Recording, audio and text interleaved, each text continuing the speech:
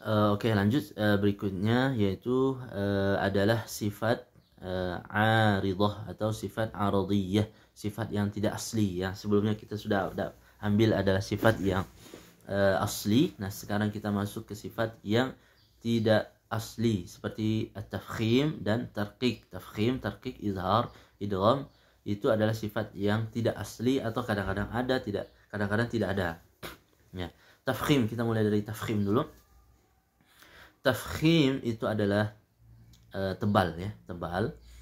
Ya, jadi seakan-akan huruf itu dia tebal, gemuk ya, dan tebal dan berat ya, seakan-akan huruf itu menjadi besar.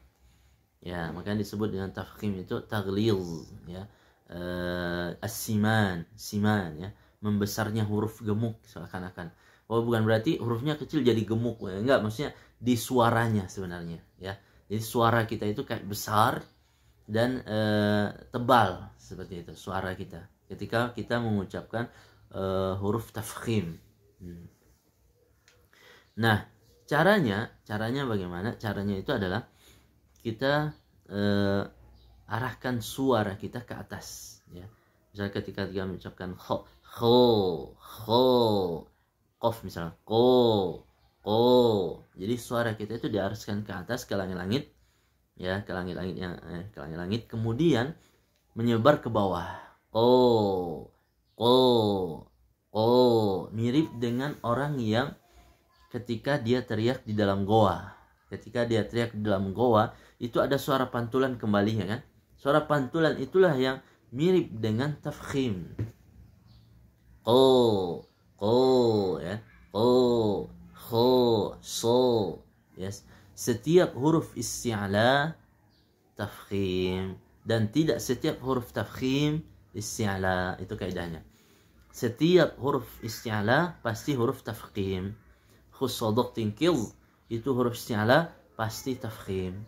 Tapi tidak setiap huruf tafkhim isti'la. Contoh ra itu dia kalau fathah tafkhim ra, kalau dhammah tafkhim ru, kafaru ya kan. Tapi kalau kasrah jadi tipis, tarqiq ya, ri ya. Nah, itu yang disebut dengan tafkhim. Nah, tafkhim ini tidak ada di bahasa Indonesia, jadi kita harus sering latihan ya, sering latihan. Yang kan nggak ada orang kalau dia bicara bahasa Indonesia pakai tafkhim, nggak ada ya. Kita pergi ke toko nggak ada gitu kan, toko aja toko ya gitu. Seperti itu. Maka ya tafkhim ini di dalam bahasa Arab maka butuh latihan ya, butuh latihan. Sediakan waktu sehari 2 menit atau 3 menit buat latihan tafkhim ini, karena dia butuh latihan.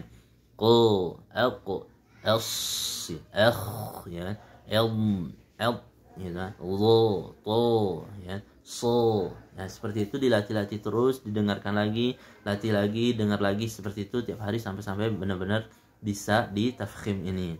Jadi suaranya itu agak berat dan seakan-akan huruf itu suara kita gemuk ya.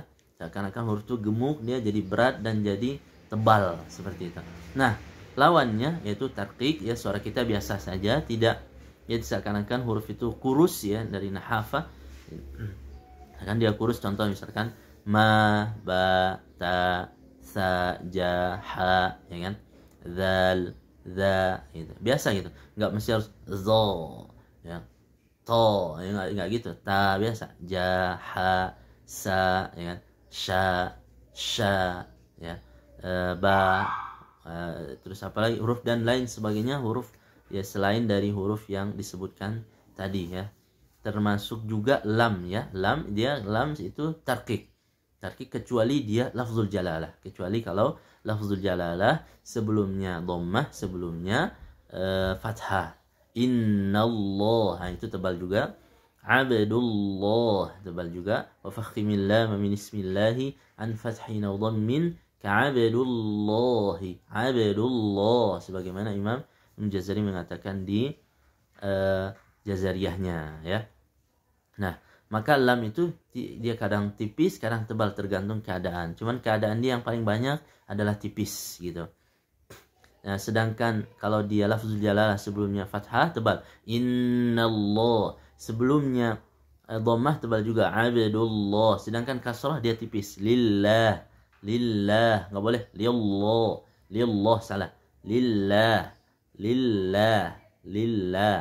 Nah, itu tipis atau tarqiq ya. Nah, sedangkan yang alif ya, sedangkan yang alif itu mengikuti huruf sebelumnya.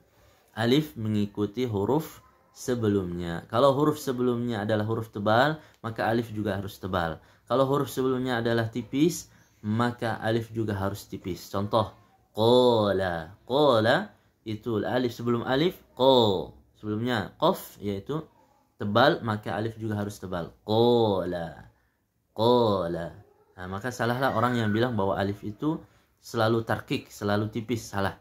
Yang benar adalah bahwa alif mengikuti huruf sebelumnya ya. Makanya kalau tidak seperti itu nanti bacanya jadi qoa ya. Jadi ada juga sebagian itu yang baca qoa. Ya, kenapa? Salah. Kenapa? Karena alif itu bukan tidak disifati tebal dan tidak disifati tipis, dia tergantung huruf sebelumnya gitu. Ya. Jadi kita nggak bacanya nggak qoa tapi qola gitu ya. Nah, kalau dia huruf sebelumnya tipis, maka alif juga tipis. Mala, mala, mala. Seperti itu ya. Nah, maka huruf hijaiyah berarti terbagi menjadi 3 ya. Ada yang selalu tebal, yaitu huruf isti'la, khusadatin kil. Ada yang kadang tebal, kadang tipis, tergantung keadaan, yaitu hurufnya lam, ro ya tadi ya. Kemudian alif yang tadi 3 huruf itu kadang tipis kadang tebal tergantung keadaan. Yang sisa huruf ba, jim, ha, zal, sa, sya ya kan, lam bukan lam, ya kan, nun. Nah, semua selain daripada yang disebutkan tadi itu semua itu adalah hurufnya bersifat tipis atau tarqiq gitu ya. Nah, satu lagi yaitu gunnah ya. Gunnah yang ada di ikhfa, gunnatul ikhfa. Gunnah yang ada di ikhfa itu mengikuti huruf setelahnya. Kalau huruf setelahnya tebal, maka gunnahnya harus tebal. Huruf setelahnya tipis, maka gunnah harus tipis. Min qablik, min qabl. Huruf setelahnya tebal, maka gunnah juga harus tebal. Min qablik. Huruf setelahnya tipis, kuntum, kuntum, antum. Nah, maka gunnah juga harus tipis. Nah, seperti itu. Maka gunnatul ikhfa mengikuti huruf sebelumnya, alif mengikuti huruf gunnatul ikhfa mengikuti huruf setelahnya ya. Gunnatul ikhfa mengikuti huruf setelahnya, sedangkan alif mengikuti huruf sebelumnya. Wallahu taala alam. Assalamualaikum.